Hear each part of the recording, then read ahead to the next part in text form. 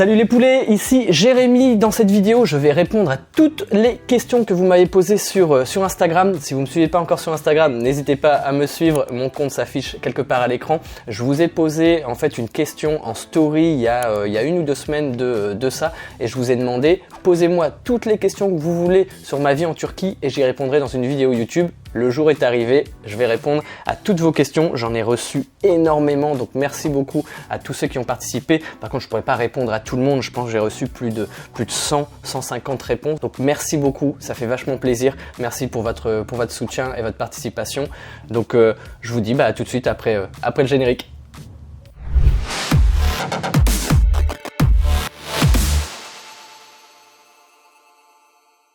Donc ça y est, c'est parti pour cette vidéo FAQ, foire aux questions. Je vais répondre à toutes les questions que vous m'avez posées. Là, je suis sur mon compte Instagram et je vais reprendre les questions que vous m'avez posées. Donc on commence avec la première question qui est: est-ce que la France te manque? Donc j'ai envie de dire pas spécialement, ça dépend. En fait, c'est pas vraiment la France qui me manque, c'est plutôt les gens qui sont en France qui me manquent, notamment ma famille, mes proches. Après, il y a peut-être aussi un petit peu des petites choses au niveau culinaire peut-être qui me manquent. Donc les fameux pains au chocolat, les croissants et les fromages en France. Voilà, ce genre de choses, des petits plats qui peuvent me manquer de temps en temps et ma famille. Mais sinon, à part ça, la France en elle-même ne me manque pas spécialement parce que j'ai tout ici tout simplement à Istanbul. Pour la petite anecdote aussi, quand je rentre en France, au bout de 10-12 jours, je m'ennuie. Voilà, j'ai fait le tour, j'ai remangé les plats qui me manquaient, j'ai revu les personnes qui me manquaient et ensuite le train-train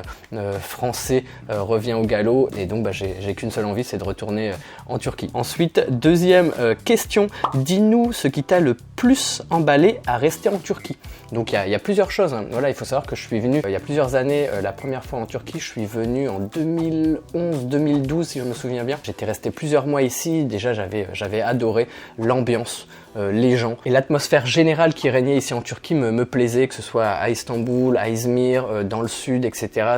C'est des climats différents, c'est des personnes différentes, mais à chaque fois je retrouvais cette chaleur humaine et j'adorais. C'est ça en fait qui m'a le plus emballé, c'est de me sentir bien, de me sentir libre. Je sais pas si ça vous arrive, mais des fois vous changez de lieu et je sais pas, vous avez une raison que vous connaissez pas qui vous dit je me sens pas bien. Voilà. Moi en Turquie c'était complètement l'inverse. Au contraire c'était là je me sens bien. Et après si vous connaissez un petit peu mon histoire, après j'ai quand même voyagé, après ces quelques mois en Turquie, j'ai voyagé pendant 5-6 ans partout dans le monde, j'ai fait un petit tour du monde. J'ai pas revécu ce petit truc, voilà, j'ai envie de dire ce petit truc qui m'a vraiment emballé en Turquie. Donc voilà, et c'est pour ça que là ça fait depuis 2017, depuis juin 2017 que je suis installé, que j'ai posé mes valises ici en Turquie. Ensuite, troisième question, tu pourrais repartir vivre en France?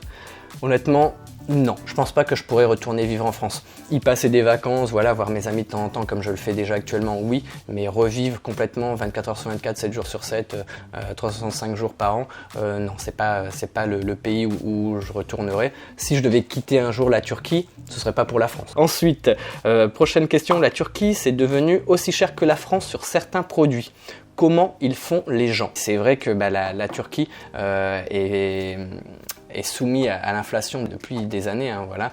Surtout là ces 2 dernières années, on a vu vraiment une explosion des prix ici en Turquie. Je dirais quand même pas que c'est aussi cher que la France, voilà, mais sur certains produits, oui, peut-être. Il y a peut-être une gamme de produits, on va dire, notamment, je pense à l'alimentaire où oui, les prix ont bien augmenté. Les gens qui gagnent, on va dire, le salaire minimum, il faut savoir qu'ici, depuis 2022, le SMIC, voilà, le salaire minimum est à 4300 livres turcs. Je vous affiche le montant exact à l'écran, mais c'est dans ces alentours-là. Mais il faut savoir que l'année d'avant, il y a un an, en 2021, le salaire minimum était à 2000 et quelques. Voilà, donc il a quasiment doublé en un an à cause de l'inflation. Tous mes amis turcs me le disent, hein, voilà, c'est compliqué pour eux. Leur habitude change. Il y a des gens qui avaient l'habitude d'aller au restaurant, de sortir, de se faire plaisir tout simplement. Il y en a qui sont obligés de se restreindre. Donc au niveau du moral des gens, des Turcs, c'est pas facile. Ensuite, prochaine question. Selon tes expériences, où préfères-tu vivre, en Turquie ou en France? Je pense qu'avec les réponses que je viens de donner dans les questions précédentes, je pense que vous l'avez deviné, je préfère largement vivre en Turquie. En plus, là maintenant, il y a des raisons qui font que je reste en Turquie. Il y a notamment ma copine, voilà, ma copine est turque, elle vit ici, donc j'ai une attache ici que je n'avais pas spécialement il y a 5 ans. Il y a également ma clinique, voilà, ma clinique de greffe de cheveux. Maintenant, c'est un business physique, donc je suis obligé au niveau professionnel de rester sur place quand même un minimum. Ensuite, prochaine question. T'as un bon cœur, merci d'être dans mon pays d'origine. Eh ben merci beaucoup, Jan57500. Merci beaucoup pour ce message. C'était pas une question, mais en tout cas, merci, ça me touche beaucoup. Ensuite, prochaine question. Comment vis-tu la crise d'inflation? Pour moi, l'impact est plus modéré, on va dire, et plus léger, étant donné que j'ai la chance de gagner ma vie en euros. C'est sûr que je dépense plus quand je fais mes courses, mais comme je gagne en euros, l'impact est plus faible parce qu'en fait le taux de la livre turque descend également. Ensuite, une autre question. J'aimerais que tu fasses des vidéos avec les étudiants étrangers francophones en Turquie. C'est pas une question, c'est plutôt une demande et ça tombe vraiment bien parce que là je suis en contact avec un abonné qui est étudiant, qui parle français, qui fait ses études ici en Turquie, et donc il y a une vidéo en préparation. Je vais faire une petite interview et comme ça ça pourra répondre à ton message. Voilà, donc tu veux une vidéo avec des étudiants étrangers francophones ici en Turquie, et tu auras une vidéo. Je touche du bois, voilà, normalement c'est pas encore fait mais ça devrait se faire prochainement, donc tu auras une vidéo très bientôt. Ensuite, une question de ma maman, voilà, es-tu heureux? Maman, si tu regardes la vidéo, oui, je suis heureux, voilà, je pense que ça se ressent, voilà, j'ai le sourire, j'aime bien ma vie, tout se passe bien, je touche du bois, j'espère que ça va durer, je me sens vraiment bien ici où je suis actuellement. Ça fait des années que ça dure, que je suis en Turquie et voilà, je m'y plais toujours autant, je découvre toujours des nouvelles choses, je m'ennuie toujours pas. La Turquie, elle est tellement vaste, il y a tellement de choses à voir. Après, je suis très occupé aussi au niveau professionnel, au niveau personnel également, donc j'ai toujours quelque chose à faire et je m'ennuie pas. Et donc je suis heureux. Maman, tu peux être assuré, je suis heureux et j'espère que tu l'es aussi. Gros bisous. Ensuite, une autre question. Donc, à quand le prochain concours greffe de cheveux? Donc, pour Zaki Chan, écoute, on a fait un concours donc l'année dernière, donc pour Noël sur Instagram, et je pense qu'on va peut-être refaire quelque chose de similaire prochainement. Donc, si tu veux participer au prochain concours, je t'invite tout simplement à suivre le compte Instagram Clineva et mon compte aussi Instagram personnel, parce que on fait le lien entre les deux et je l'annonce sur les deux comptes tout simplement. Donc s'il y a un nouveau concours, si tu nous suis, si tu es abonné, tu seras le premier informé. Ensuite, une question qui concerne Antalya. As-tu déjà été à Antalya, une de mes villes préférées? Donc oui, j'y suis allé il y a 10 ans et donc j'aime bien, mais c'est très touristique. C'est vraiment une station balnéaire, il y a vraiment beaucoup de touristes, il y a plein de clubs de vacances, Club Med, etc. Mais c'est pas ce que j'aime le plus, tout simplement. Moi j'aime bien être avec les locaux, avec les vrais Turcs, et donc là j'ai l'impression plutôt d'être le petit touriste. Donc c'est une très belle ville, mais c'est pas ma ville préférée, on va dire.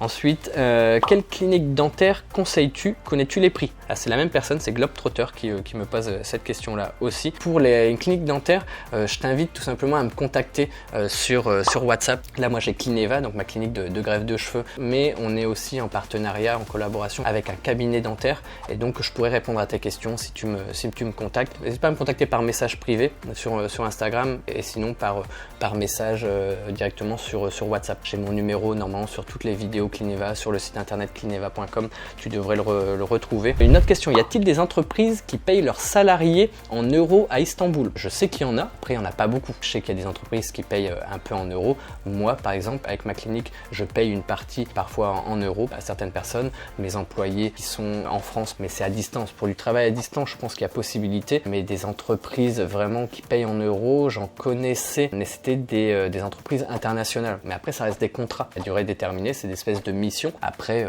ça reste quand même une minorité, après il faut se renseigner. Ensuite, donc prochaine question, donc quels sont tes futurs projets à l'avenir? Ça concerne notamment Clineva. Donc avec mon associé, on a plusieurs projets, on s'agrandit de jour en jour, on a envie encore de s'agrandir un peu plus. On parlait du dentaire, on a envie aussi d'augmenter notre offre de services, donc peut-être faire de la greffe de cheveux, faire du dentaire après, faire d'autres choses peut-être liées à l'esthétique. Ensuite des petits projets, voilà, à droite à gauche. Moi, il faut savoir que je fais pas que de la greffe de cheveux, hein. J'ai Clineva bien sûr, mais j'ai aussi d'autres activités à côté qui se font en ligne, hein, tout simplement. J'ai des blogs de voyage, j'ai des petites méthodes marketing, je faisais avant du montage vidéo, voilà, je gagne un peu ma vie avec plusieurs choses qui me rapportent encore un petit peu d'argent là actuellement. Donc voilà, ça reste des projets, mais j'ai plein de choses en tête et j'espère que ça aboutira. Je touche du bois.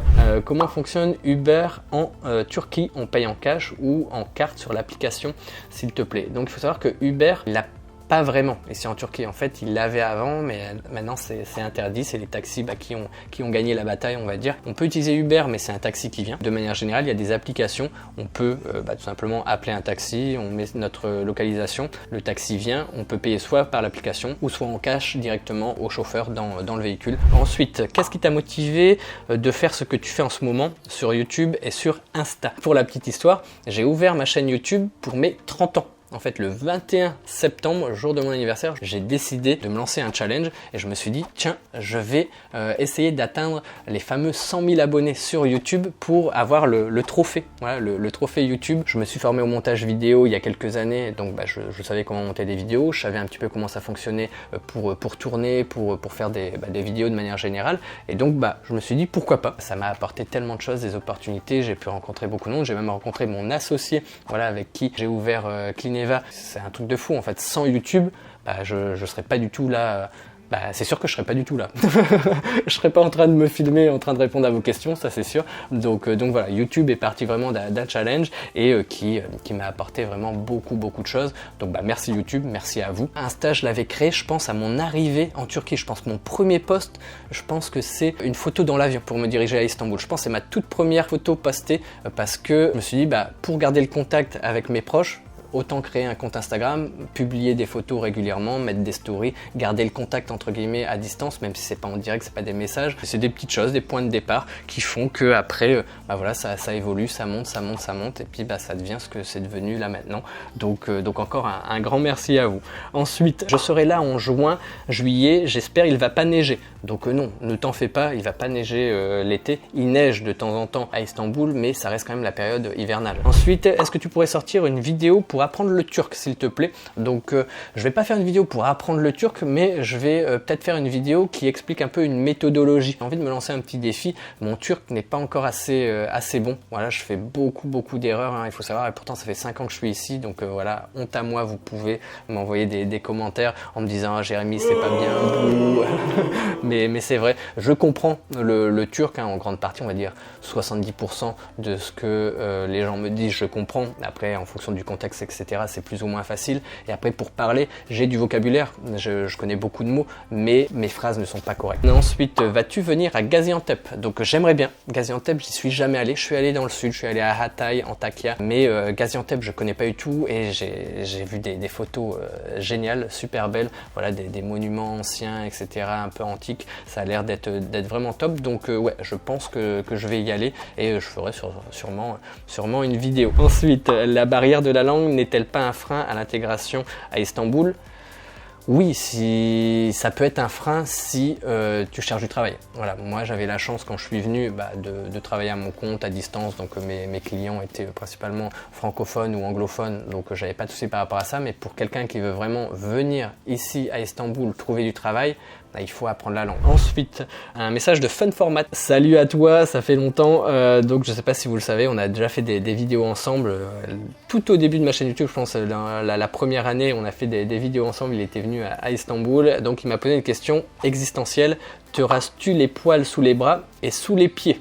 Donc sous les bras, ça m'arrive. Sous les pieds, j'ai de la chance de ne pas avoir de poils. Voilà, donc merci pour ta question qui était vraiment tournée sur la Turquie. Comment as-tu obtenu ton visa de résident? Donc à la base, il y a 5 ans, j'ai fait ce qu'on appelle une demande d'Ikamet. Donc c'est une demande de résidence tout simplement pour rester 1 an en Turquie, voire 2 ans. Après c'est assez rare d'avoir 2 ans dès la première année, mais ça permet tout simplement de pouvoir rester 1 an en Turquie sans devoir quitter le pays en fait.